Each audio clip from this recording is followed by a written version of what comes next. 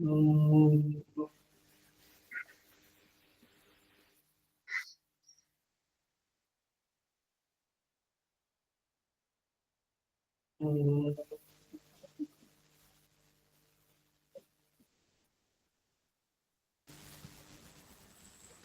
सहम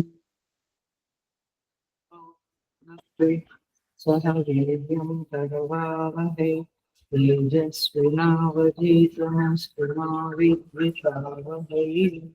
ओम शांति शांति शांति।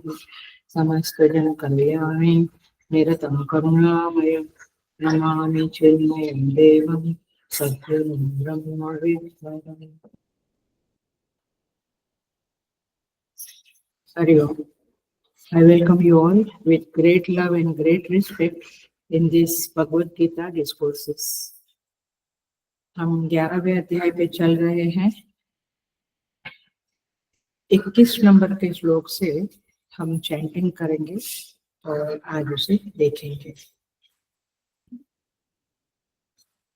अमीहि त्वां सुरसंगा विशन्ति केचित् भीताः प्राञ्जलयो गृह्णन्ति स्वस्तीत्युक्त्वा महर्षिः सिद्धसङ्घाः स्तुवन्ति त्वां स्तुतिभिः पुष्कलाभिः। रुद्रादित्या वसवो ये च साध्याः विश्वेश्विनो मरुतश्चोष्मपाश्च गन्धर्वयक्षासुरसिद्धसङ्घाः वीक्षन्ते त्वां विस्मिताश्चैव सर्वे। रूपं महत्ते बहुवक्त्रनेत्रं महाबाहो बहुबाहुरुपादं बहूदरं बहुदंष्ट्राकरालं दृष्ट्वा लोकाः प्रव्यथितास्तथाहम्।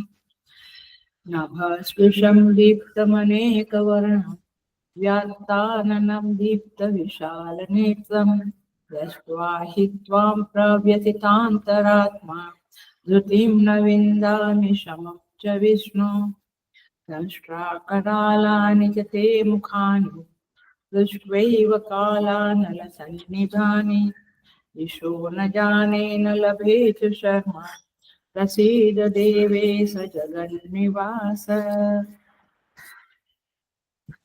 सो अर्जुन ने भगवान का विश्व रूप देखने की इच्छा प्रकट की थी। भगवान उसे विश्व रूप दिखा रहे हैं। हमने पिछले क्लास में देखा कि भगवान का रूप कैसा है। किरीटिनम गदिनम चक्रिणम च तेजो राशिम सर्वतो दीप्तिमन्तम। भगवान शंख चक्र गदा पद्म किरीट गदा चक्र इन सब के साथ खड़े हैं और अत्यंत तेजो राशि अत्यंत प्रकाशमान है। और फिर अर्जुन प्रार्थना करते हुए कहते हैं त्वमक्षरम परम वेदितव्यम्। आप अक्षर तत्व हो, आप ही जानने योग्य पुरुष हो। त्वमस्य विश्वस्य परम निधानम। आप इस संसार के परम निधान माने निवास स्थान हो। त्वमव्यय शाश्वत धर्म गोप्ता। क्लासिक शब्द है शाश्वत धर्म गोप्ता। हमने पिछले क्लास में देखा था। आप शाश्वत धर्म के रक्षक हो। कैसे, उसके ऊपर काफी हमने प्रवचन किया था। आप जरूर उसको सेकंड टाइम भी सुनना ताकि धर्म की रक्षा के संदर्भ में क्लैरिटी आवे। सनातन स्वम पुरुषो मतो। आप सनातन पुरुष हो। अनादि मध्यांतम अनंत वीर्यम। आपका आदि अंत मध्य पता नहीं। आपके अनंत बाहु है और शशि सूर्य नेत्र। आपकी आंख सूर्य और चंद्र है। पश्यामि त्वां दीप्त हुताश वक्त्रम। आपका जो मुख है वो प्रज्वलित अग्नि के समान है। तो तेजसा विश्वमिदं तपन्तम्। आप अपने तेज से सारे विश्व को तपा रहे हो। आप विजुअलाइज करना मेरे साथ परमात्मा के इस विश्व रूप को। जावा पृथ्वी, पहले भी कहा है ये विश्व रूप कहाँ है, कहाँ दिख रहा है? भगवान के शरीर में, चेतन में। चेतन तत्व में परमात्मा का विश्व रूप दिख रहा है। आप शरीर में कल्पना नहीं करना। पुनः पुनः मैं बोलती रहूंगी चैप्टर पूरा होने तक, क्योंकि वो कंसेप्ट भी हमने कुछ 2-4 क्लास पहले समझा है, 2 क्लास में समझा है कि विश्व रूप दर्शन माने क्या। इसको भी आप पुनः पुनः सुन के मनन करना। द्यावा पृथिव्योरिदमन्तरं हि व्याप्तं त्वया एकेन दिशश्च सर्वा। आपके द्वारा सारी दिशाएं व्याप्त हो गई है और स्वर्ग और पृथ्वी के बीच का संपूर्ण आकाश आपसे व्याप्त है। दृष्ट्वा अद्भुतम रूपम उग्रम तवेद लोकत्रयं प्रव्यथितं महात्मन्। ये श्लोक हमने लास्ट क्लास में देखा है।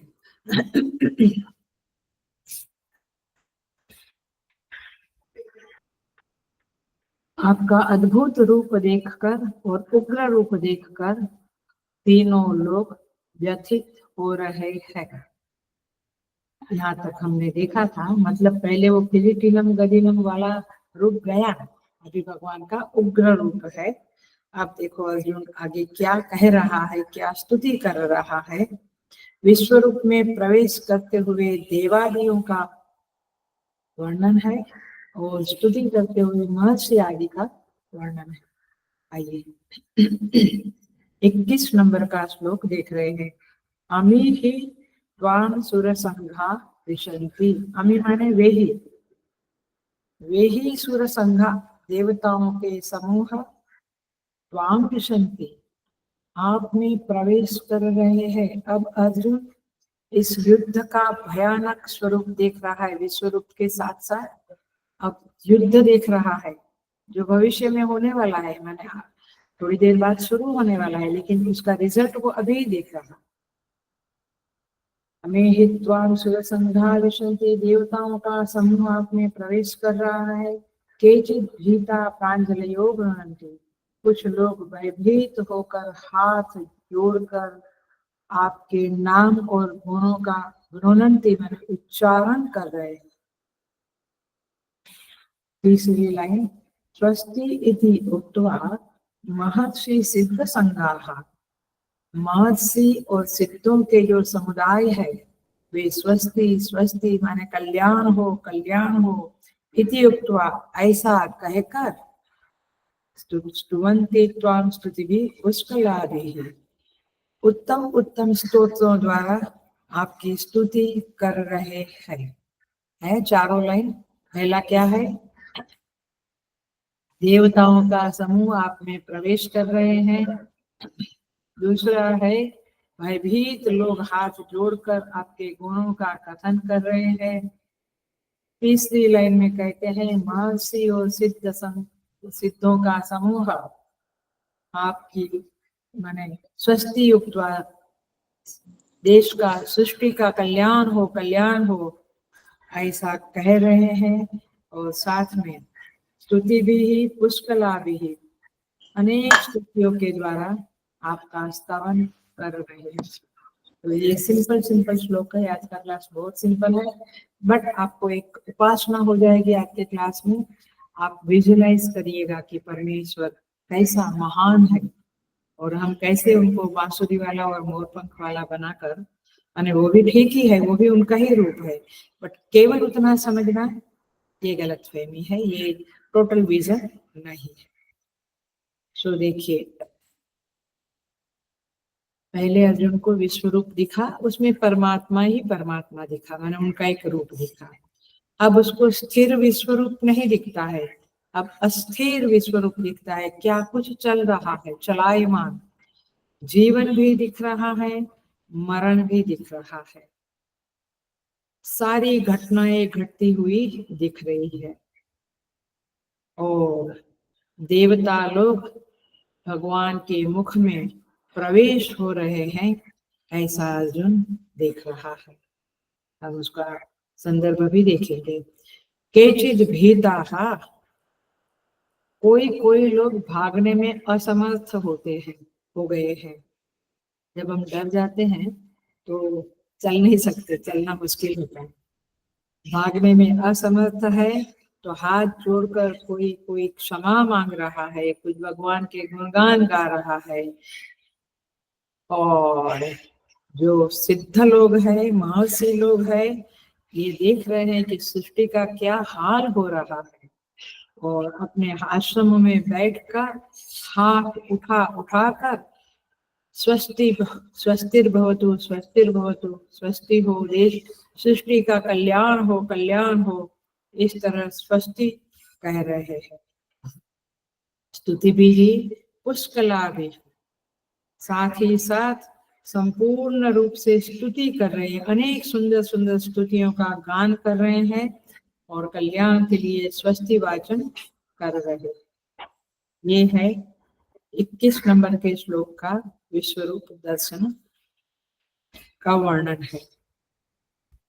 अब जब अर्जुन ने कहा, थोड़ा थोड़ा तो कुछ लॉजिक किया, कुछ देखते रहेंगे। जब अर्जुन ने कहा कि देवता लोग विवश होकर आपके मुख में प्रवेश कर रहे हैं, तो प्रश्न उठता है कि देवता कौन है जिनका विनाश अर्जुन देख रहा है। तो भाष्यकार ने बहुत सुंदर लिखा है, हेल्प की है हमें। वे कहते हैं, भूमावताराः अवतीर्णाः मनुष्य संस्थानाः, माने धरती का भार उतारने के लिए जिन देवताओं ने मनुष्य का अवतार लिया था, उन्हें अर्जुन देवसुर संगाह कह के पुकारता है। जैसे भीष्म इत्यादि कौन थे? वसु थे।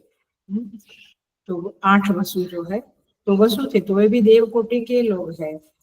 और सारे पांडव भी देवताओं के अंश थे, इंद्र से, वायु से, इंद्र से अर्जुन, वायु से भीम इत्यादि। तो दोनों पक्ष में देवतागण थे ही थे, और कौरव पक्ष में भी देवता थे, माने भीष्म इत्यादि, और पांडव पक्ष में भी थे, और बाकी के भी जो थे वो देवता आमने सामने खड़े होकर लड़ रहे हैं। हाँ, वो ठीक नहीं लगता है, बट समझ लो, हेलो, कौरव पक्ष में भी टाइप के लोग थे, पांडव पक्ष में भी कुछ असुर टाइप के लोग थे। तो पांडव पक्ष के असुरों को मिटाने के लिए कौरव पक्ष के देव लोग काम कर रहे थे, कौरव पक्ष के असुरों को मारने के लिए पांडव पक्ष के लोग। तो दोनों पक्ष में देवता थे ही, बट मारना वो असुरों को मारे थे, देवता लड़ नहीं गए थे। सो इस तरह से अर्जुन कहते हैं कि सारे देवता आपके मुख में हंस रहे हैं, दौड़ रहे हैं, मैं देख रहा हूँ। और केचित भीता माने डरने वाले, कई योद्धा लोग डर रहे हैं और आपकी स्तुति कर रहे हैं, क्योंकि शायद आप स्तुति करते हैं तब तक मृत्यु नहीं आएगी, ऐसा सोच के भाष्यकार बहुत सुंदर विनोद करते हैं। भाष्यकार कहते हैं, पलायने अपि अशक्ताः सन्तः, माने ये पलायन करने में भी अशक्त है, उनको दौड़ने को होता नहीं है अभी, तो फिर खड़े होकर, है ना, हमको भी जब कुछ संकट आता है, कुछ दौड़ नहीं सकते, नहीं तो बैंक में दौड़ेंगे, कोर्ट में दौड़ेंगे, पुलिस के पास दौड़ेंगे, इधर उधर दौड़ेंगे, जब कहीं दौड़ने को अशक्त है, भगवान को प्रार्थना करते हैं। तो भागने में असमर्थ वे देवता लोग आपके मुख में थोड़ा समय लगाने के लिए प्रवेश कर रहे हैं, थोड़ा समय लगाने के लिए आपकी स्तुति कर रहे हैं।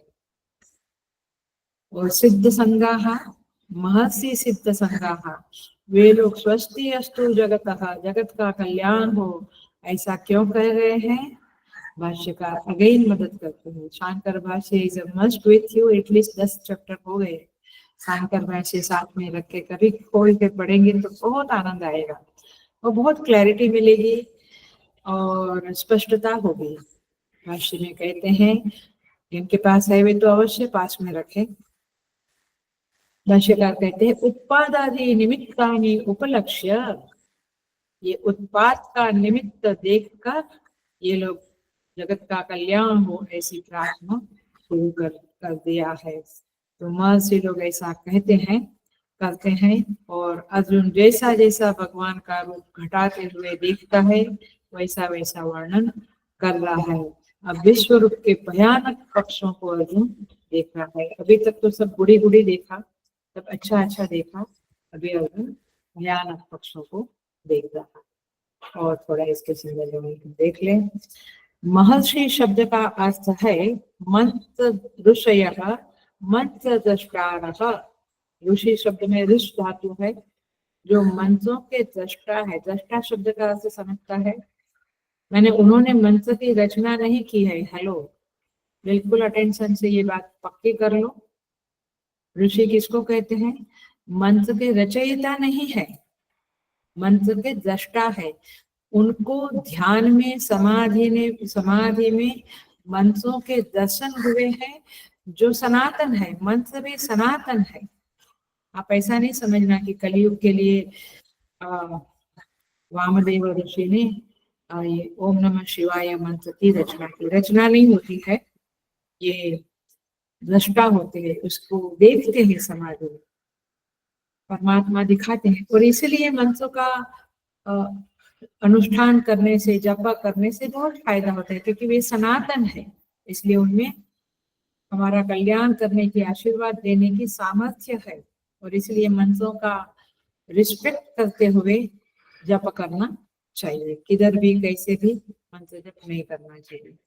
सो वेद मंत्र के दृष्टा को ऋषि कहते हैं, और महर्षि माने वे महान ऋषि लोग हैं। और पुष्कला भी स्तुति भी दी। वे लोग पुष्कला भी, पुष्कल शब्द का अर्थ है पुष्टा कला ये सूते, जिनमें परिपुष्ट कला है, माने सकल के रूप में। परिपुष्ट कला माने भगवान को, श्री कृष्ण भगवान को षोडश कला युक्त कहते हैं, राइट। तो ये कला युक्त का अर्थ क्या है? सारी कलाएं। प्रश्नोपनिषद हो गया है अपना, प्रवचन हो गया है, उसकी रिकॉर्डिंग भी सुन सकते हैं। नहीं तो प्रश्नोपनिषद का ग्रंथ खोल कर देखिए, एंड में आता है ये 16 कला के बारे में बात आती है, सुनिएगा। तो ये सकल, सकल माने सारी कलाओं के सहित जो परमेश्वर है, उनकी आराधना के रूप में वे लोग स्तुति करते हैं। ओ माने 8 कला युक्त, 10 कला युक्त, 12 कला युक्त, हाँ, सबकी स्तुतियां अलग अलग प्रकार से होती है। ये लोग 16 कला युक्त श्री कृष्ण परमेश्वर की स्तुति करते हैं। और इस तरह से ये स्वस्ति उक्त्वा, ये महर्षि और सिद्धों का समुदाय युद्ध आरंभ होने पर उत्पात आदि अशुभ लक्षण देखकर संसार का कल्याण हो, इस तरह से विश्व रूप आपकी स्तुति कर रहे हैं। और कैसी? पुष्कला स्तुति भी।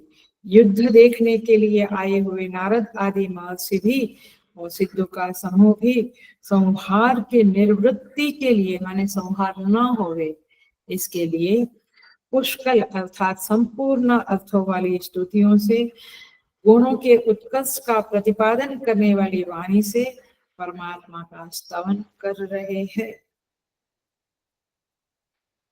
सिद्ध संगाः, महर्षि सिद्ध संगाः, महर्षि माने नारद ऋषि, महर्षि भृगु ऋषि इत्यादि ऋषि लोग भी, कपिल आदि सिद्धगण भी अनेक संघ भगवान की स्तुति कर रहे हैं। देखिए, अमी ही, अमी माने वे लोग, वे लोग माने अर्जुन स्वर्ग में गया था सीखने के लिए, इंद्र के साथ रहता था। तो अमी माने वे लोग, अदश धातु का संदर्भ में अमी, अमी माने वे लोग, वे लोग माने देवों का समूह आपके मुख में प्रवेश कर रहा है। तात्पर्य क्या है? पृथ्वी का भार उतारने के लिए मनुष्य रूप से अवतरित हुए सूर संगाह वसु आदि देवताओं के समुदाय तुम्हारे मुख में प्रवेश कर रहे हैं। त्वाम सुर, अमी ही त्वाम सुर संगा में असुर संगा भी कहीं कहीं लिया है। ऐसा पदच्छेद होने पर पृथ्वी के भारभूत दुर्योधन आदि असुर समुदाय भी, सारे भाई लोग भी तुम्हारे अंदर प्रवेश कर रहे हैं, ऐसा मीनिंग जरूर लेना चाहिए। देखिए भगवान भाष्यकार और अर्थ करते हुए कहते हैं कि भगवान दिखलाते हैं कि देवलोक भी विनाशशील है, माने देवता भी मृत्यु को प्राप्त होते हैं और इसीलिए मृत्यु के काल के ग्रास बन जाते हैं।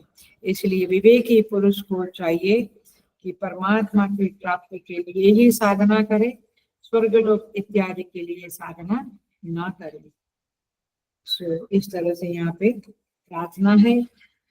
महर्षि सिद्ध संध्या का आपकी स्तुति करते हैं, इसका एक और अर्थ हम लोग यहाँ पे देख के ये श्लोक पूरा करते हैं। महर्षि और सिद्धों का संघ आपका यथार्थ स्वरूप का प्रतिपादन करने वाली स्तुतियों का स्तवन कर रहे हैं, क्योंकि ध्यान से सुनना, बहुत ध्यान से, अटेंशन से। हेलो, एक अलग ही विजन आपको मिलेगा, एक अलग ही बुद्धि आपको प्राप्त होगी। वे सिद्ध लोग, वे महर्षि लोग जानते हैं, भाषा थोड़ी कठिन है बट समझ लेंगे। वे जानते हैं कि जगत की सृष्टि के व्यापार में तुम्हारी जो महिमा प्रकाशित हो रही है, जगत व्यापार जो चल रहा है ना, उसमें परमात्मा की महिमा प्रकाशित हो रही है। वो महिमा जगत के लय माने नाश के व्यापार में भी प्रकाशित हो रही है। अभी जो सुंदर सुंदर दिखता है उसमें भी भगवान की महिमा है, और जो नाश होता है, मृत्यु होती है, उसमें भी परमात्मा की महिमा प्रकाशित होती है। अर्थात तुम्हारे विश्व नाटक में सृष्टि तथा ध्वंस माने प्रलय दोनों ही कल्पित है। इस बात को महर्षि और सिद्ध लोग जानते हैं और इसीलिए वे भयभीत नहीं होते हैं, और वे जानते हैं कि रचना में भी परमात्मा की महिमा है और नाश में भी परमात्मा की महिमा है। वे दोनों सृष्टि और नाश तुम्हारी माया शक्ति का विजृंभण मात्र माने प्रभाव मात्र है। इसीलिए सृष्टि, स्थिति और प्रलय की कोई वास्तविक सत्ता, परमार्थ सत्ता नहीं है। वे जानते हैं कि एवरीथिंग इज मिथ्या, और इसीलिए वे डरते भी नहीं है, और आदि मध्य अंत में एकमात्र आपको ही देखते हैं, और ये ध्वंस में भी आपकी लीला देखते हैं। और इसीलिए महात्मा लोग विस्मय से अभिभूत होकर, श्रद्धा और भक्ति से अभिभूत होकर, भयभीत होकर नहीं, तुम्हारे मायातीत पूर्ण स्वरूप का तत्व निर्णय करने वाली इस वाणी से तुम्हारी स्तुति कर रहे हैं। समझ में आया उनका स्तुति का मीनिंग? ये आचार्य लोगों की कृपा है कि वे बताते हैं और हम माध्यम होकर आपको ये बातें डायरेक्ट कर रहे हैं आपके प्रति। सो भगवान के यथार्थ स्वरूप को जानने वाले की दृष्टि में सृष्टि, प्रलय, सुख दुख, अच्छा बुरा, सब कुछ आनंद स्वरूप में आनंद के तरंग रूप से प्रतीत होते हैं। अभी अमिताभ बच्चन गुंडा बने, गरीब भिखारी बने या राजा बने, हम हमारे लिए वो आनंद का स्रोत है। हम आनंदित ही होते कोई भी रोल प्ले करे। ऐसे परमात्मा का ये दो रोल है बड़े बड़े, तो ये महर्षि लोग जानते हैं। और इसीलिए भगवान जो कुछ भी भगवान जो कुछ भी दिखलाते हैं हमें भी और सभी को, वे सबके कल्याण के लिए ही है, ऐसा निश्चय करके अज्ञानी के समान भयभीत न होकर श्रद्धा भक्ति सहित कल्याण हो ऐसा कहकर बहुत अर्थपूर्ण स्तुतियों से भगवान का स्तवन कर रहे हैं। भागवत जी में देखना सारी स्तुतियां आती है। तो इस तरह से यहाँ पे सर्वदिन जो देखते हैं उसका वर्णन है, और हमने उसको आचार्यों के शब्दों में आपके सामने प्रस्तुत किया है। आइए आगे बढ़ते हैं। 22 नंबर का श्लोक वेरी सिंपल है, मस्त है, आनंद देने वाला।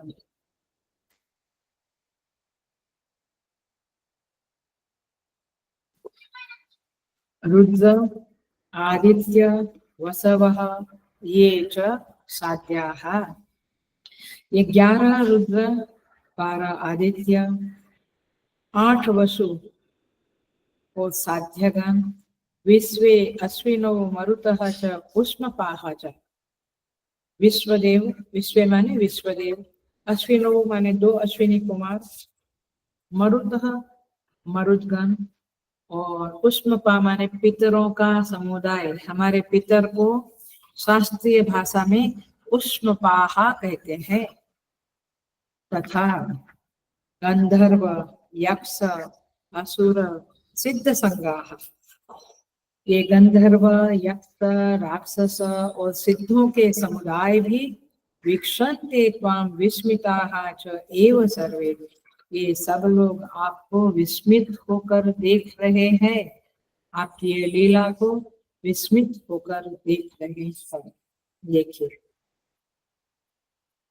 सर्वे वीक्षन्ते विस्मिताः। जो लोग आपको देख रहे हैं वे विस्मित हो रहे हैं। उनके नेत्रों में, इसमें कहा मालूम पड़ता है, आंखों, आंखें फट जाते हैं, आंखें फट गई देखकर हिमालय को देखा।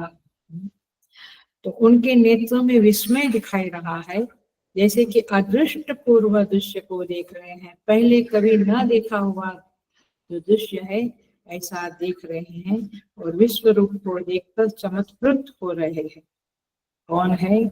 11 रुद्र, 12 आदित्य, 8 वसु, 2 अश्विनी कुमार, ये सब देवता है। उसके अलावा स्वर्गलोक में और भी लोग रहते हैं।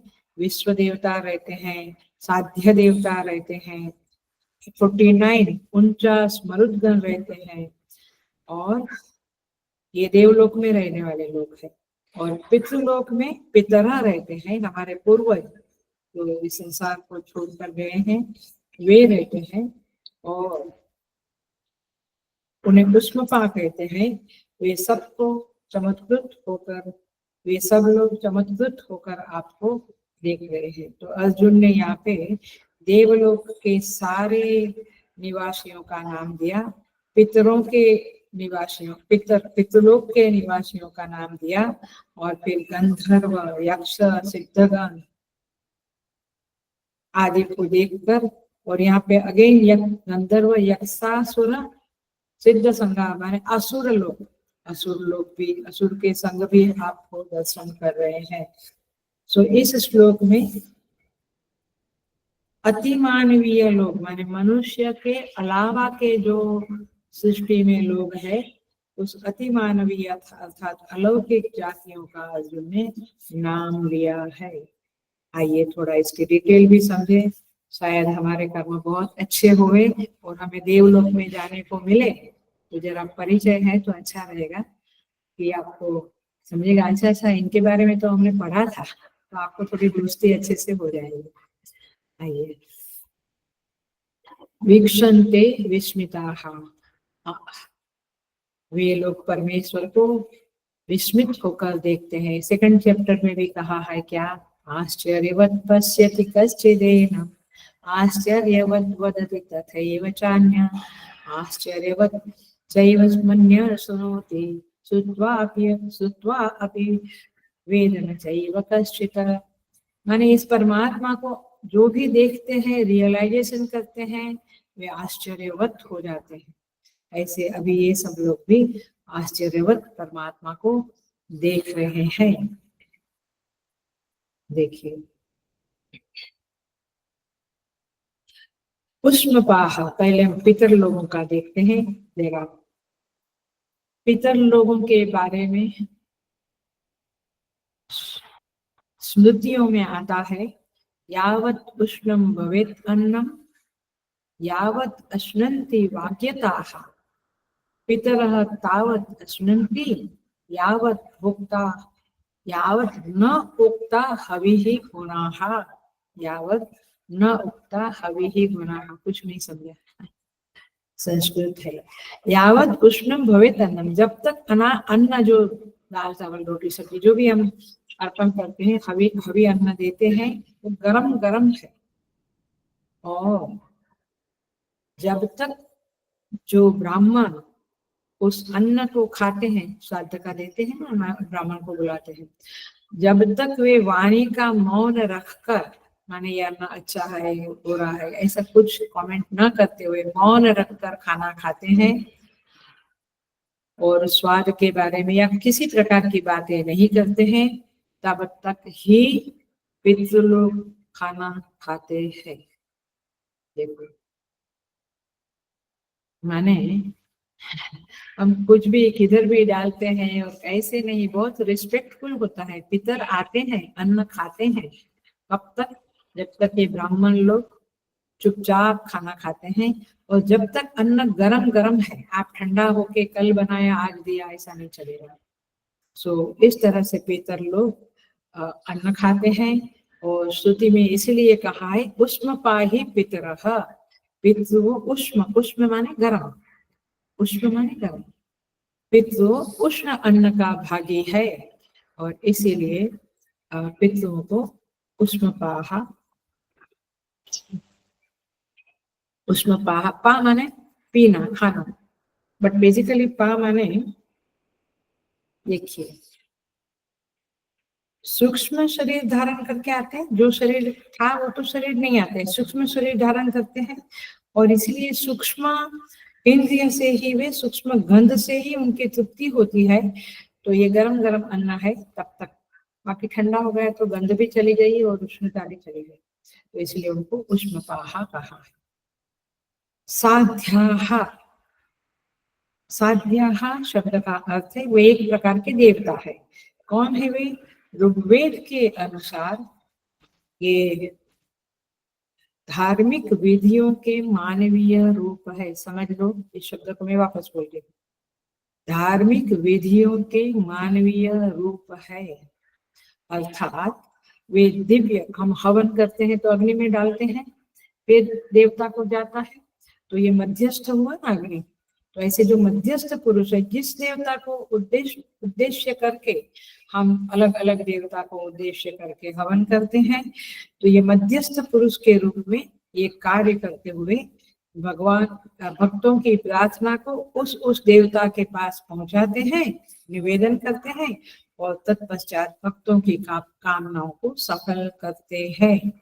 तो ये लोग मध्यस्थ, मीडिया का काम करते हैं। कौन? साध्याहा, साध्य देवता जो है उनका ये काम है, they are the middle people, middle person. मनुष्य जो हवन करता या पूजा करता उसको उस देवता के पास पहुंचाने का काम करते हैं, धार्मिक विधियों का काम करते हैं, यानी धार्मिक विधियों का मानवीय रूप है, अर्थात प्राकृतिक नियमों का पर्सोनिफाइड रूप है, अथवा प्राकृतिक शक्तियों का पर्सोनिफाइड रूप है, ऐसा भी आप उसको कह सकते हैं। पर्सोनिफिकेशन होता है प्रकृति का भी, हर चीज का जैसे हम कहते गंगा, ये प्रकृति है, नदी है, बट गंगा माता उसका पर्सोनिफाइड रूप है माता। ऐसे हर एक इस सृष्टि में जो कुछ भी है वो 3 विभाग में है, अधिदैविक, अधिभौतिक और आध्यात्मिक। जो नदी है वो अधिभौतिक है, उसका अधिदैविक रूप गंगा माता है, और उसका आध्यात्मिक रूप हमारे अंदर शरीर में रहता है, पवित्रता के रूप में। इस तरह से सूर्य, चंद्र, चंद्रमा बाहर दिखता है वो अधिभौतिक है, वास्तव में जो चंद्रमा देवता है वो चंद्रमा देवता है, और हमारा मन का देवता चंद्रमा है, तो मन में जो चंद्रमा बैठा है उसे आध्यात्मिक कहेंगे। आकाश में दिखने वाला अधिभौतिक, और जो देवता जो देवलोक में रहते हैं वे अधिदैविक है। हमें तो खाली जो अधिभौतिक है उतना ही दिखता है, बट अधिदैविक भी है देवलोक में, आध्यात्मिक है हमारे शरीर में। सोचो, इसलिए मन को कितना स्वच्छ रखना चाहिए, नहीं तो चंद्रमा नाराज होंगे, बोले मेरी रहने की जगह ही बिगाड़ डाली आपने।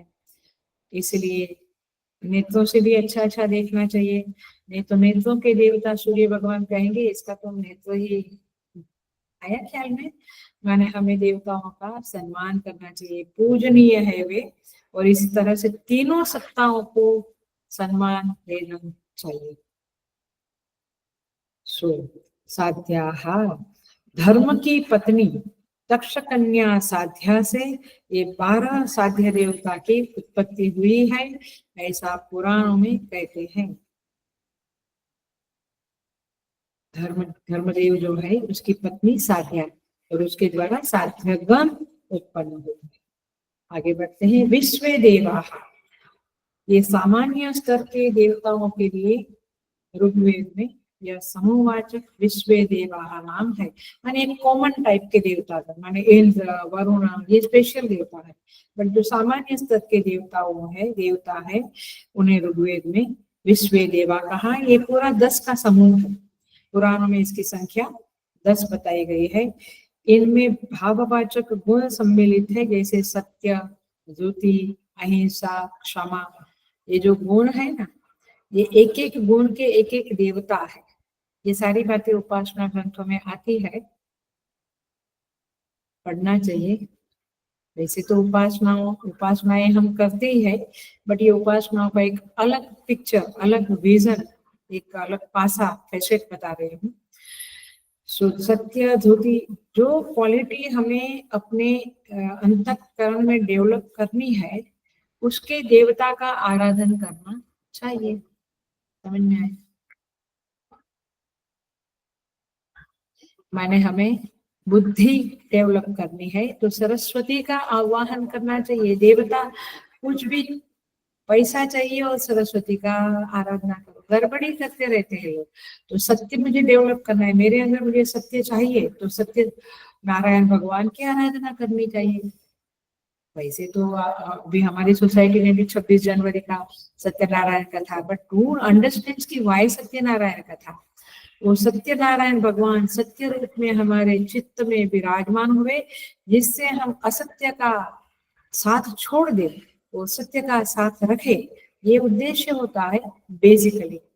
तो ये सत्यनारायण भगवान कौन है? सत्य का स्वरूप है। ऐसे क्षमा, पृथ्वी की आराधना करने से क्षमा हमारे अंदर बढ़ती है, क्योंकि पृथ्वी माता क्षमाशील है। इतना पैर रखते हैं हम, सारे कुछ करते हैं, वो सहन कर लेती है। तो ये क्वालिटी, सहन शक्ति, क्षमाशीलता डेवलप करने को पृथ्वी का मंत्र होता है। हर एक देवता का मंत्र है, हर एक क्वालिटी के साथ देवताओं का कनेक्शन है, और उस क्वालिटी को, उन क्वालिटीज को हमारे अंदर विराजमान करने के लिए, डेवलप करने के लिए हमें उन देवताओं के मंत्रों का जाप करना चाहिए, आराधना उपासना करनी चाहिए। ये बातें यहाँ पे हमें समझ में आती है। एफर्ट्स से ही सब कुछ नहीं होता है, एफर्ट्स करना चाहिए, बट याद रखना चाहिए कि एफर्ट्स के साथ साथ दैवी शक्तियों का आशीर्वाद भी अवश्य लेना चाहिए। ये विश्वदेव कौन है? धर्म की दूसरी पत्नी, वो भी दक्ष कन्या है, जिसका नाम विश्वा है। उस विश्वा के 10 पुत्रों को विश्वदेव कहते हैं, और उनकी उत्पत्ति विश्वा के द्वारा हुई है, इसलिए उसको विश्वदेव कहते हैं। ये विश्वदेवाहा है। रुद्र, आदित्य, वसव, ये सब लोग कौन है? रुद्र, आदित्य, वसु, ये सब कश्यप और अदिति से उत्पन्न हुए देवता है। अश्विनी कुमार, ये कौन है? डॉक्टर लोग हैं। वैसे अश्विनी कुमार हमारे गंध के देवता है। यहाँ जो है नाक में जो गंध लेते हैं, ये गंध किसके कारण मालूम पड़ती है? वो मुझे कुछ गंध ही नहीं आती है, कुछ समझता ही नहीं है, क्योंकि अश्विनी कुमार तुमसे रूठे हुए हैं। तो अश्विनी कुमार ये ज्ञान के देवता तो है ही, बट यहाँ पे विस्मिता माने आश्चर्यचकित होते हैं। वे सूर्य पत्नी संज्ञा से उत्पन्न हुए हैं। सूर्य की 2 पत्नी, एक संज्ञा और एक छाया, मातंड, संभूत, छाया देवी और संज्ञा देवी, ये 2 सूर्य की पत्नी है। ये संज्ञा से उत्पन्न हुए अश्विनी कुमार, इन्होंने बहुत मदद की है। सुकन्या बताती हूँ कैसे। दध्यंक मुनि से ज्ञान प्राप्त किया था उन्होंने, और राजा शर्याति की पुत्री जो सुकन्या थी, जिसमें जो च्यवन मुनि की पत्नी भी थी, और उसमें जो च्यवन ऋषि अंध हो गए, अंध थे, वृद्ध थे, तो उसने अश्विनी कुमार की आराधना करके च्यवन ऋषि को नेत्र भी प्राप्त कराया और नवयौवन भी दिया। तो अश्विनी कुमार का ये कार्य है और ऐसे उन्होंने प्रदान किया। ये देवी भागवत में ये कथाएं, महाभारत में, पुराणों में आती है ये कथाएं। तो ये है हमारे अश्विनी गण। सो रुद्रादित्य। आगे बढ़ते हैं। गंधर्व यक्षासुर सिद्ध संगाह। गंधर्व लोग कौन है?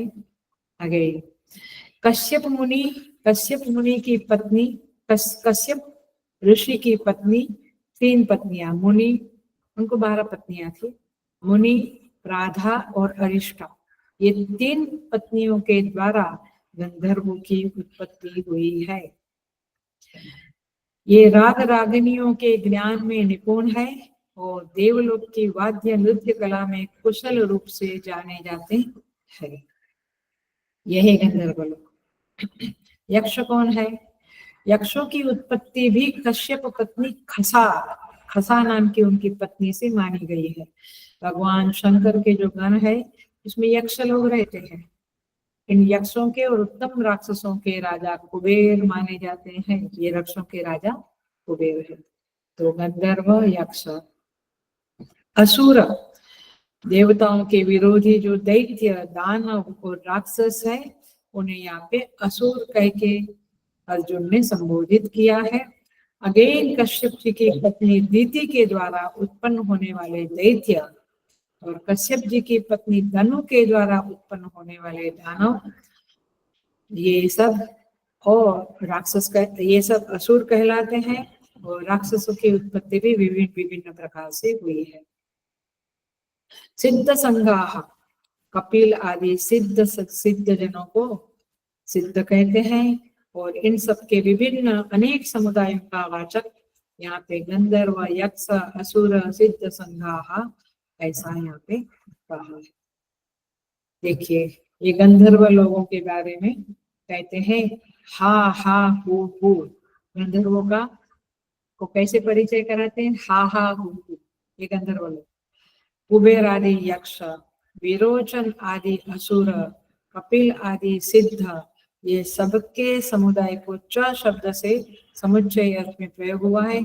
सबको मिलकर गंधर्व, यक्ष, असुर, सिद्ध संघाहा का, इनके समुदाय को संघ कहा है। ये गंधर्व के बारे में गुरु गीता में बहुत सुंदर श्लोक है। बोलना रोक नहीं पाती हूँ क्योंकि 12 साल तक अखंड गुरु गीता किया है। तो कभी जब टाइम मिलता है तो वंस इन अ वाइल करती हूँ। गणेशपुरी आश्रम में रोज 5:30 से 6:30 गुरु गीता का पाठ होता अभी भी होता है। गुरु गीता में कहते हैं हा हा हु गणेशैव गंधर्वैश्च प्रपूज्यते एवं गुरुपदम श्रेष्ठम देवानामपि दुर्लभम। कहते हैं हा हा हु गंधर्वैश्च, हा हा हु नाम के जो गंधर्व लोग हैं उनके द्वारा, उनके गणों के द्वारा गुरु पूजित होते हैं। माने वे लोग भी गुरु की पूजा करते हैं। एवं गुरुपदम श्रेष्ठम, ऐसा गुरुपद बहुत श्रेष्ठ है। देवानाम अपि दुर्लभम, देवताओं को भी ये दुर्लभ है। इसलिए जो महापुरुष हमारे देश में हुए हैं, हमारी संस्कृति में, हमारे शास्त्रों में उनका वर्णन है। उन गुरुजनों को रोज नमन करना चाहिए क्योंकि गुरुपदम श्रेष्ठम देवानाम अपि दुर्लभ, देवताओं से भी दुर्लभ है। देवताओं के लिए भी गुरुपद दुर्लभ है। हमें मनुष्य को ये गुरुजन मिले हुए। सो इस तरह से यहाँ पे इस श्लोक में अर्जुन ये अति मानवीय लोगों की बात करते हैं और उन लोगों को देखते हुए भगवान की प्रार्थना करते हैं। अर्जुन, आइए 23वें श्लोक में प्रवेश कर जाते हैं। ये थोड़ा भयभीत करने वाला श्लोक है। अर्जुन को भय लगा था।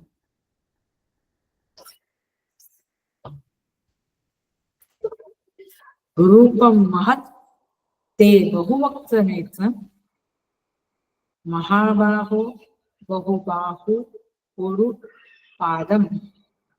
यहाँ पे कहते हैं हे महाबाहु, अर्जुन भगवान को कहते हैं। हाँ, कभी कभी भगवान अर्जुन को कहते हैं, अभी अर्जुन भगवान।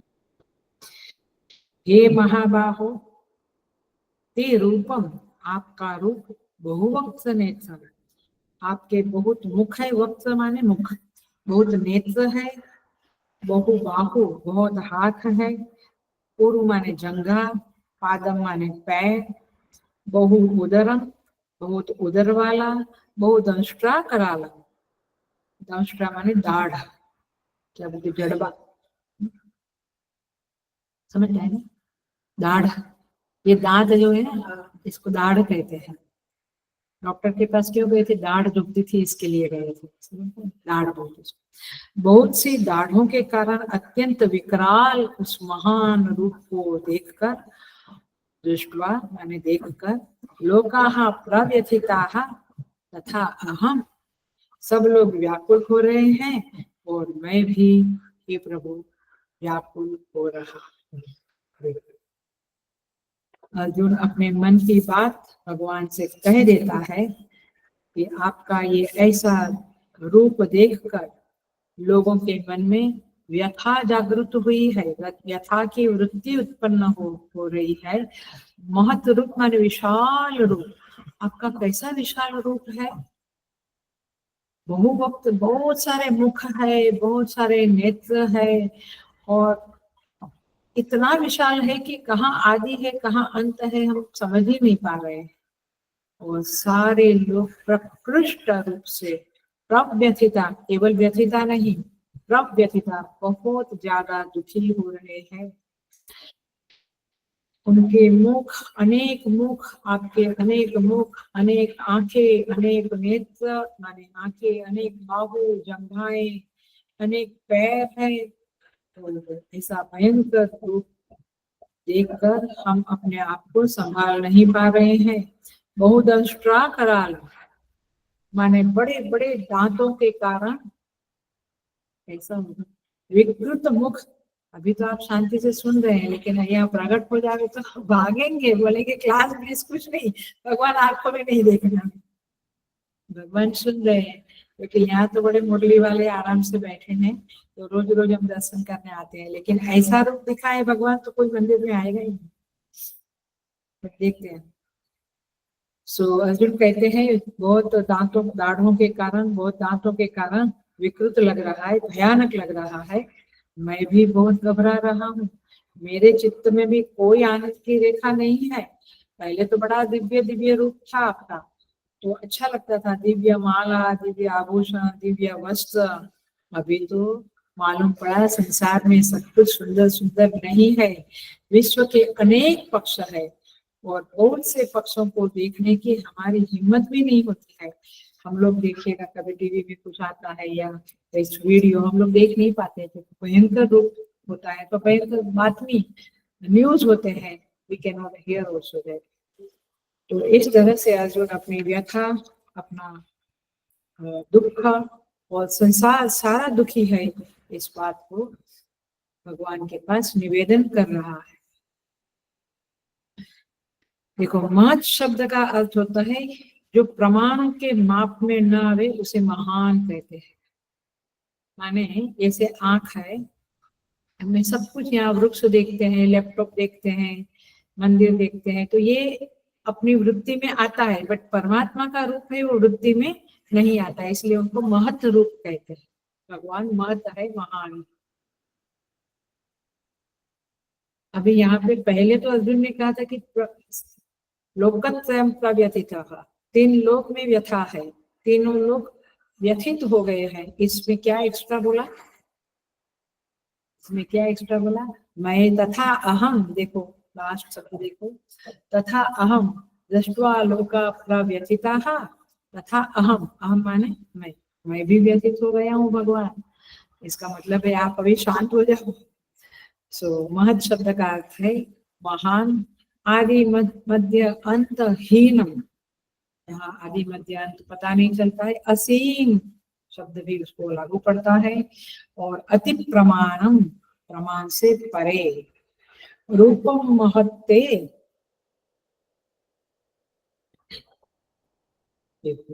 अर्थात सर्वव्यापी रूप है ये भगवान का। उसमें महत शब्द में पूजनीयता, आदर भाव, ये सब भी भरा हुआ है, लेकिन अर्जुन को भय लग रहा है। वो तो जो ज्ञानी होते हैं, जो महान भक्त होते हैं भगवान के, उनको भय नहीं लगता है। जैसे पिछले श्लोक में क्या देखा, महर्षि सिद्ध संगाहा स्तुति कर रहे हैं, स्तुवंती स्वस्ति उक्त्वा, वे शांति से जगत का कल्याण हो ऐसा उद्घोष कर रहे हैं। देखिए हमारे इस कलयुग में भी नामदेव महाराज के बारे में कहते हैं कि एक बार उन्होंने बड़ा एक लंबा भूत को देखा। तो वे क्या कहते हैं, हे भगवान तुम्हारे इस मृत्यु के, क्योंकि भयंकर लंबा भूत है तो मृत्यु का भय है, मृत्यु का रूप धारण किए हुए तुम्हें देख कर भी मैं नहीं डरूंगा, क्योंकि आखिर कौन हो, आप हो, है ना। मौत का रूप धरे हुए मैं नहीं डरूंगा तुमसे नाथ, भले बने हो लंबक नाथ। ये नामदेव महाराज की स्तुति है। क्या कहते हैं, मौत का रूप धरे हुए, माने मौत कोई अलग नहीं है, परमात्मा ही मौत का रूप धरे हुए हमारे सामने प्रस्तुत होते हैं। क्या सीख मिली इससे हमको, जब मृत्यु आवे तो याद रखना ये परमात्मा ही इस रूप में हमारे सामने आए हुए, नहीं तो गीता पढ़ने का मीनिंग ही नहीं होगा। गीता पढ़ ली, इसे पढ़ ली नहीं, एक एक चीजों को नोट करे और हमें उसे इससे क्या सीख मिली है, टीचिंग मिली है, उसका नोट डाउन करके उसको रिपीट करे, उसको कभी कभी पढ़े, ताकि ये बातें हमारे चित्त में दृढ़ हो जाए। तो मौत का रूप धरे हुए मैं नहीं डरूंगा तुमसे नाथ, भले बने हो लंबक नाथ। इस कोई भी रूप में वो परमात्मा को दिखते हैं। ऐसी ऐसी कथा है, ऐसा उनके बारे में कहते हैं कि जंगल में कुछ रोटी बना रहे थे और एक कुत्ता रोटी लेके भागा, तो ये नामदेव महाराज घी का बर्तन लेके उसके पीछे भागे, बोले कि अरे अरे अरे आपने घी नहीं लगाई है, ठहरो में घी लगा। मैंने कुत्ते में भी ईश्वर, भूत में भी ईश्वर, सब में ईश्वर देखते हैं। एक नाथ महाराज की भी कथा है, देखो क्या है, गंगोत्री से जल लाए और रामेश्वर भगवान को चढ़ाना था, बीच में एक गधा प्यासा था, उसको पिला दिया, बोला ये रामेश्वर भगवान है, ये भगवान का ही रूप है। ये इट्स वेरी डिफिकल्ट, सब में परमात्मा का दर्शन तो बहुत कठिन है। और इसीलिए बहुवक्त नेत्रम रूपम महत्ते बहुवक्त, बहुत सारे मुख आपके है। अगेन मैं छोटा सा कथा कहूंगी, इजी है आज का क्लास। एक गुरु थे और शिष्य लोग थे। शिष्य लोगों को कहा, एक दो शिष्य को बुलाया, कहा कि ये चिड़िया ले लो और जहां आपको कोई देखे नहीं वहां जाकर उसे मार डालो। तो एप्पल वाली भी कथा है, एप्पल खा लो, ऐसा ये कथाओं में अलग अलग, क्योंकि मूल बात तो समझनी है। सो थोड़ी देर बाद एक वापस आया, बोला मैंने मार डाला, कोई नहीं था जंगल में, वहां जाकर उस चिड़िया को मैंने मार दिया। दूसरा आया, उसने चिड़िया वापस कर दी। तो बोला क्यों, कोई ऐसी जगह नहीं मिली जहाँ कोई देखता ना हो। ये शांति पर्व में, महाभारत के शांति पर्व में ये कथा आती है, इसलिए महाभारत पढ़ेंगे तो बहुत सारी कथाएं समझ में आएगी। वहां पे ये शिष्य कहता है, क्लासिक कहता है, सुंदर कहता है, वो कहता है तस्मात् पश्यन्ति पादपाः, पादपाः माने, संस्कृत जानने वाले बहुत आनंदित होते हैं, क्योंकि पाद पा, पैर से जो पीते हैं पानी, कौन पीते हैं पैर से पानी, मूल से वृक्ष पीता है ना, पाद माने मूल नीचे, उससे वो पानी पीता है ना, तो पाद पा माने वनस्पति वृक्ष। क्या बोलता है ये शिष्य, तस्मात् पश्यन्ति पादपाः, मुझे वृक्ष लोग देख रहे थे जंगल में, आया, देखो क्या समझ है, माने पेड़ देख रहे थे, कीड़े मकोड़े भी देख रहे थे, सूर्य चंद्रमा भी देख रहे थे, देखो दिशाएं भी देख रही थी। क्या क्लासिक समझ है ईश्वर के संदर्भ में। और सुन ये बड़ा मजेदार है, आपको क्लिक होना चाहिए, देखने वाले की आंख भी देख रही थी, समझा ये क्या देखने वाले की आंख भी देख रही थी, माने मैं इस चिड़िया को मार रहा हूं तो मेरी आंखें भी उसे देख रही थी। वाह! हम कुछ किसी के बारे में लोअर बोलते हैं, हल्का बोलते हैं गलत, तो हमारे कान ही सुन रहे होते हैं, ऐसा कभी हमें लगता नहीं है ना। ऐसी कौन सी जगह है जहाँ पे भगवान नहीं है, परमात्मा की दृष्टि नहीं है और भगवान नहीं देख रहे हैं। इसीलिए इसीलिए यह जो श्लोक है, बहुवक्त्र नेत्रम, परमात्मा के बहुत मुख है, बहुत नेत्र है, ये श्लोक इस तरह से घटाना चाहिए। ये हल्की फुल्की कहानी में बताती हूँ क्योंकि थोड़ा कुछ आपको समझ में आवे, ये वेदांत की तरह नहीं बता रही हूँ आज। ये है टॉपिक। बहुदंष्ट्रा करालम, भगवान के दांत, कहते हैं भगवान सौंदर्य युक्त है, मधुर मधुर है, लेकिन बड़े बड़े दांत है, बड़े बड़े जड़बे हैं, और ऐसा विकराल रूप है, उसको अर्जुन देख रहा है। श्री रामकृष्ण परमहंस किसका भजन करते थे, कौन उनके इष्ट देवता थे? महाकाली। रामकृष्ण परमहंस दक्षिणेश्वर में बहुत सुंदर मंदिर है, बहुत सुंदर मंदिर है। तो देवी का दर्शन करते हुए वहां से हटने का मन नहीं होता है, इतनी सुंदर देवी है, सुंदर लगती है। लेकिन वैसे वो महाकाली है, विकराल स्वरूप है, इसके एक हाथ में तलवार है, मुंड माला, मुर्दों मुर्दे मुर्दे जो होते मुर्दे, उसके मुंडों की माला है, उनकी लाल लाल जीभ है, फोटो देखो आप, और राक्षस की छाती पे पैर रखा हुआ है, विकराल मूर्ति है, देखकर भयभीत होने वाली। लेकिन दक्षिणेश्वर जो मठ है, वहाँ पे जो रामकृष्ण परमहंस, श्री रामकृष्ण परमहंस का जो निवास स्थान है, जहाँ वे रहते थे, शारदा माँ भी रहती थी, अलग अलग रूम है उनका, और वहाँ पे दक्षिणेश्वर काली बोलते हैं उसको, उनका मंदिर है। ये भक्त होता है, वो जानता है कि ये मेरे मेरे देवता का ही रूप है, मेरे प्रभु का ही रूप है। तो ममता और वात्सल्य की मूर्ति भी है, विकराल रूप भी उसका ही है, जो बेचैन व्यथित कर देता है, लेकिन भक्त के लिए सब उनका ही रूप है। दोनों ही द्वंद्वात्मक परमात्मा का, दोनों ही रूप को जो समझ लेता है वही रियलाइजेशन को प्राप्त कर लेता है।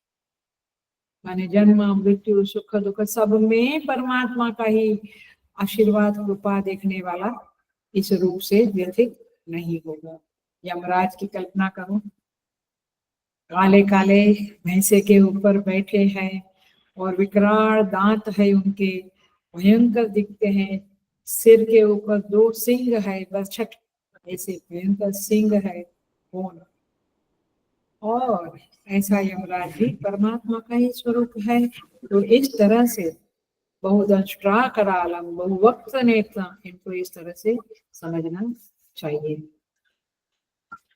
लोका प्रव्यथिता तथा अहम, बार बार अर्जुन कहता है कि अभी तो सब लोग भी व्यथित है, मैं भी दुख व्यथित हूँ प्रभु, आप अपने रूप को समेट लो। विराट रूप को देखकर अर्जुन इतना घबरा गए, चकरा गए, व्यथित हो गए कि उन्हें ख्याल ही नहीं रहा कि मैं बार बार ये शब्द बोल रहा हूँ। 2-3 श्लोक के पहले भी वही बात उन्होंने करी थी, और स्वयं के व्यथित होने की बात भी कर रहे हैं। सिद्धांत यह है, नियम यह है कि भय हर्ष शोक आदि में एक की एक बात को हम लोग कहते हैं, जब गुस्से होते हैं तो एक की एक बात 100 बार करते हैं, भयभीत होते हैं, अत्यंत हर्षित होते हैं, तभी एक की एक बात हम बार बार करते हैं।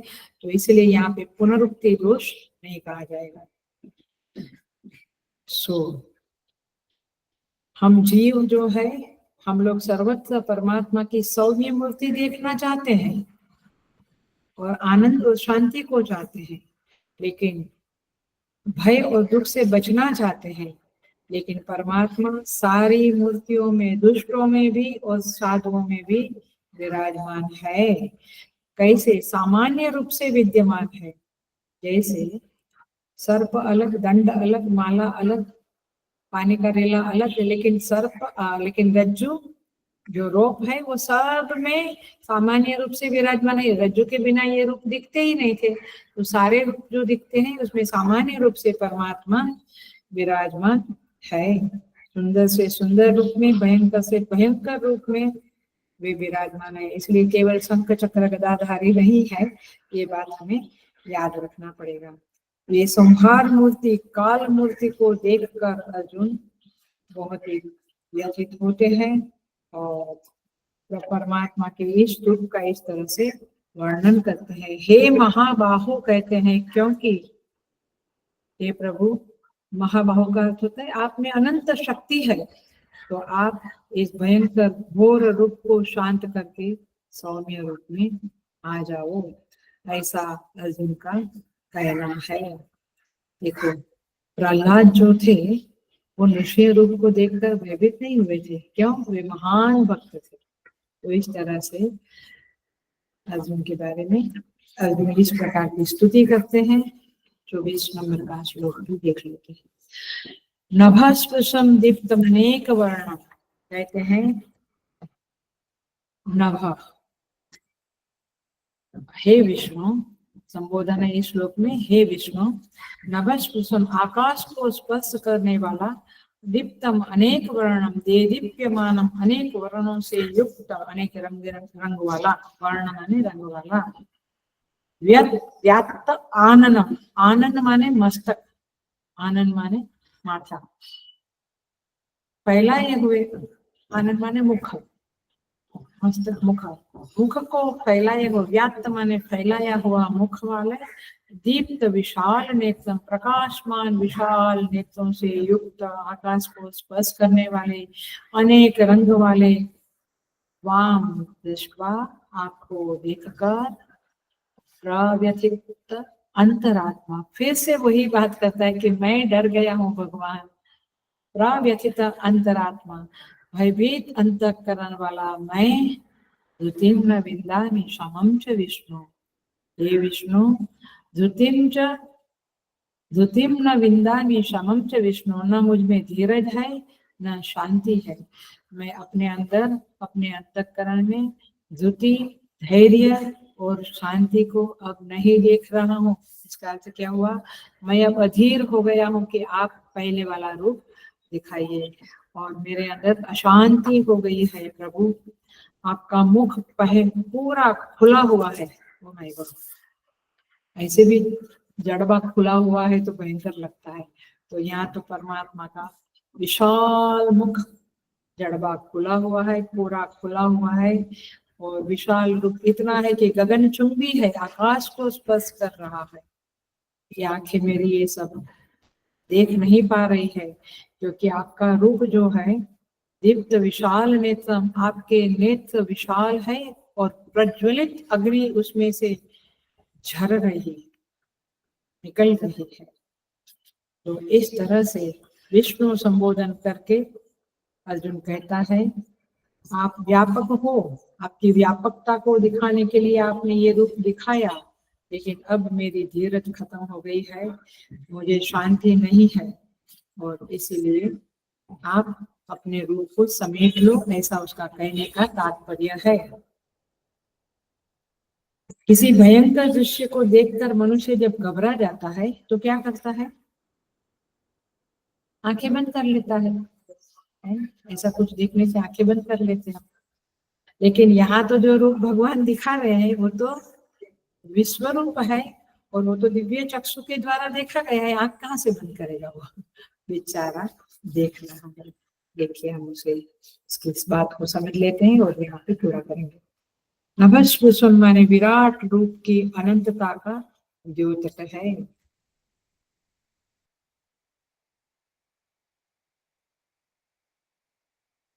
श्रुति कहती है सा काष्ठा सा परागति, कठोपनिषद में कहते हैं परागति माने उसकी परम अवधि है, परम गति है ये परमात्मा, माने पता ही नहीं कहाँ उनका अंत है।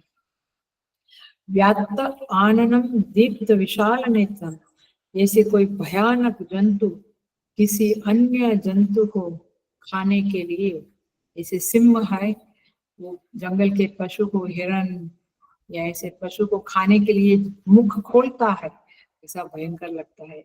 वो जो आवाज करता है भयंकर लगता है, मुख फैलाता है। वैसे परमात्मा ने इस युद्ध में सभी योद्धाओं को मुख में डालने के लिए मुख फैलाया हुआ है। ऐसा लगता है कि विश्व मात्र को वो चट करके चाट जाएंगे, खा जाएंगे, ऐसा लगता है। दृष्ट्वा ही त्वाम प्रव्यथितांतरात्मा, मेरा अंतःकरण व्यथित हो गया है प्रभु। अर्जुन भयभीत हो गए हैं, संजय भयभीत नहीं हुआ। क्यों? क्योंकि ऐसा सुना है, माने ऐसी बातें आती है महाभारत में कि भगवान के जो 4 शिष्य है, भक्त है, कौन कौन? भीष्म, विदुर, संजय और कुंती। भीष्म, विदुर, संजय और कुंती, ये चारों भगवान के तत्व को विशेषता से जानने वाले थे। संजय पहले से भगवान के तत्व को जानते थे, लेकिन अर्जुन नहीं जानते थे, इसलिए अर्जुन भयभीत हो गए। उनका विमूढ़ भाव अभी भी दूर नहीं हुआ था, मोह के कारण वे भयभीत हुए थे। संजय भयभीत नहीं हुए। अर्जुन कहता है धृतिम न विंदे समम च विष्णु। धृति माने धैर्य, देह और इंद्रियों को धारण करने की सामर्थ्य। माने देह बहुत बीमार है, बहुत सारी पीड़ा है, फिर भी मनुष्य शांत है, धैर्य रखता है, उसे कहेंगे धृति।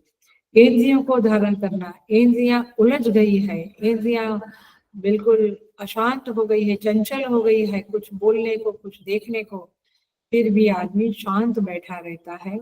नहीं टीवी चालू नहीं करेंगे, नहीं व्हाट्सएप नहीं देखेंगे, नहीं कुछ भी फालतू नहीं सुनना है।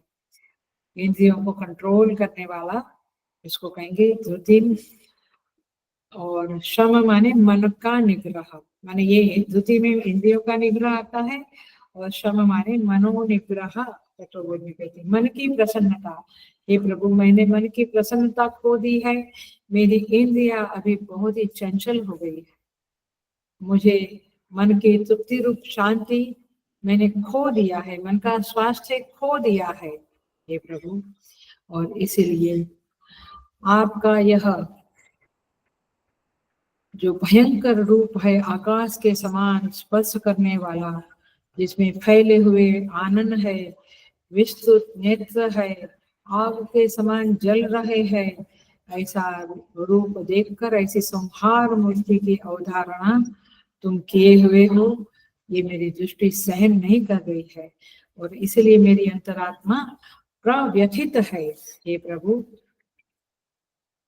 आप पुनः सौम्य रूप में आइएगा। देखो फिर से वेदांत का टच करती हूँ जरा सा। समुद्र जिस प्रकार कभी शांत होता है, कभी विकराल हो जाता है, भयंकर रूप धारण करता है, गांव के गांव खा जाता है, ऐसे अनंत शक्ति संपन्न परमात्मा कभी शांत सौम्य रूप होते हैं और कभी घोर भयंकर उग्र रूप धारण करते हैं। ये विश्व लीला का एक नाटक चल रहा है, और इस नाटक को साधु संत लोग समझ जाते हैं, अज्ञानी लोग नहीं समझते हैं। और इसलिए जो जो रियलाइज बीइंग है, बड़े बड़े संत, महान साधु संत लोग हैं, वे जानते हैं कि ये मेरे प्रभु ही इन दोनों रूप में प्रकट हो रहे हैं, और इसलिए वे उनके तत्व को देखते हुए भयभीत नहीं होते। लेकिन अर्जुन भयभीत हो गया, क्योंकि तत्व को नहीं जानता था, और इसीलिए यहाँ पे इस तरह से प्रार्थना करता है। विष्णु, विष्णु शब्द का अर्थ है, ऋग्वेद में विष्णु सूक्त आता है, हमारे यहाँ भी थोड़ा पढ़ते हैं लोग। ये विष्णु सूक्त में विष्णु शब्द का अर्थ बताते हैं, वेवेष्टि इति विष्णु। वेवेष्टि माने अभी भी, पहले बहुत, अभी कहीं कहीं ये भागवत कथाएं होती है तो पोथी को एक अच्छे से सिल्क के रेशमी वस्त्र में लपेटे हुए होते हैं। हम लोग भी अपने ग्रंथों को वस्त्र में लपेटते हैं। तो ये लपेटना, पोथी को वेस्टर्न करना कहते हैं। वेस्टर्न माने, वेस्टर्न शब्द नहीं, वेष्टी, वेष्टी माने लपेटना, समझ में आता है? घुमा रख देते हैं ना कपड़ा, ऐसा ऐसा ऐसा बांध देते हैं ना पोथी को, उसको कहते हैं वेष्टी, वे वेष्टी। तो वे वेष्टी माने संपूर्ण विश्व को अपने अंदर लपेट के जो बैठा है उसका नाम विष्णु है। वंडरफुल मीनिंग, समझा विष्णु शब्द का अर्थ? जैसे हम कपड़े से पोथी को लपेटते हैं, अथवा पोथी माने वस्त्र से लपेट लेते हैं पोथी को, ऐसे विश्व को जिसने लपेट लिया है उसका नाम है विष्णु।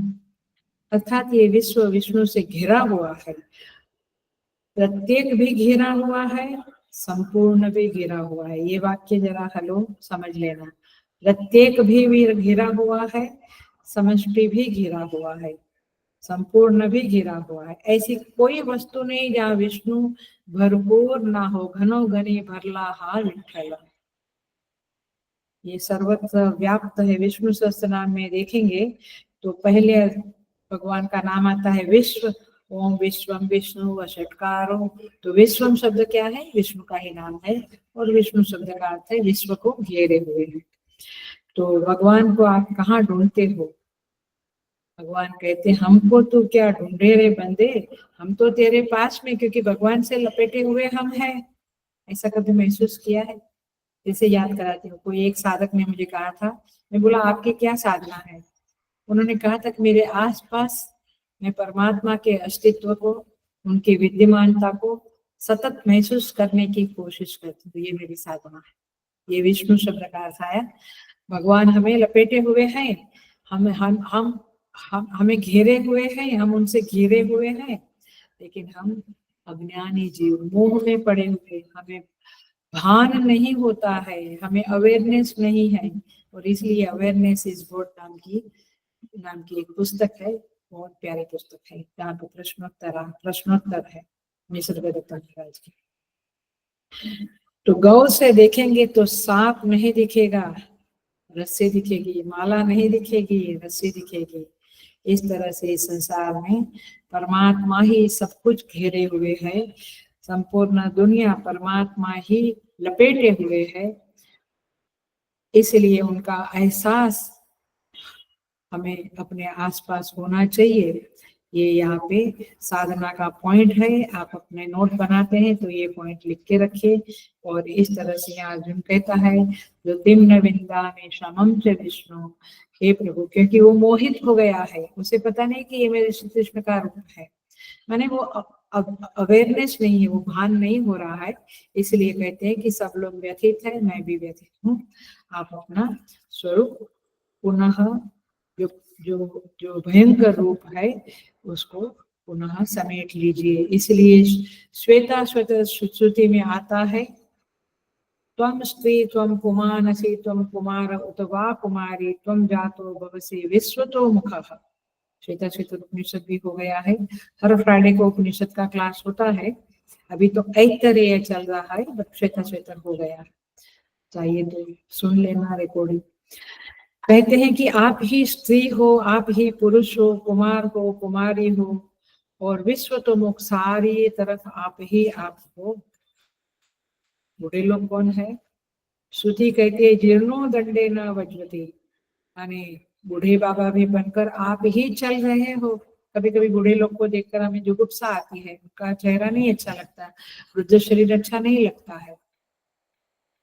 कोई कहता था मुझे, अक्खा दिन बूढ़े लोग, बूढ़ी अम्मा घर में है, उसको देख के बड़ा बीमारी जैसा लगता है। वाह,